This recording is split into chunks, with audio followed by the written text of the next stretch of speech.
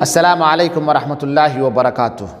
محترم ناظرین کرام، ہمارے جسم میں ایک ٹکڑا ہے چھوٹا سا جسے ہم دل کہتے ہیں، اور جب وہ ہمارا دل صحیح ہوتا ہے تو پوری باڈی ہماری صحیح ہوتی ہے، اور جب ہمارا دل بیمار ہو جاتا ہے تو ہماری پوری باڈی بیمار ہو جاتی ہے۔ وہ کیا ہے؟ دل ہے۔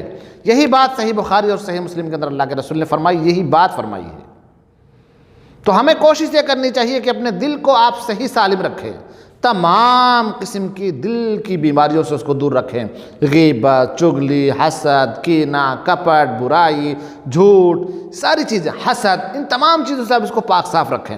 کیسے پاک صاف رکھ سکتے ہیں؟ نماز پڑھیں، روزہ رکھیں، حج کریں، زکوٰۃ دیں، صدقہ و خیرات کریں، قرآن مجید کی تلاوت کریں، تدبر کریں، ذکر و اذکار کریں، لوگوں کے ساتھ بھلائی کریں، لوگوں کے ساتھ احسان کریں، لوگوں سے خیر خواہی کا جذبہ رکھیں۔ اگر یہ سارا سب کچھ کریں گے تو ہمارا اور آپ کا دل پاک صاف رہے گا، ہمارا اور آپ کا دل تندرست رہے گا، اور جس کا دل تندرست رہے گا، جس کا دل سلیم رہے گا وہی بروز قیامت کامیاب بھی ہوگا۔ اللہ تبارک و تعالیٰ نے قرآن مجید کے اندر ارشاد فرما دیا ہے، یوم لا ینفع مال ولا بنون الا من آتی اللہ بقلب سلیم۔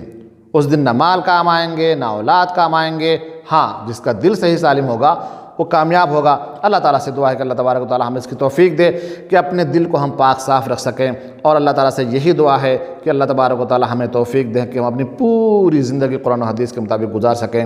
وصلی اللہ علی نبینا محمد وعلی آلہ وصحبہ وسلم۔ والسلام علیکم ورحمۃ اللہ وبرکاتہ۔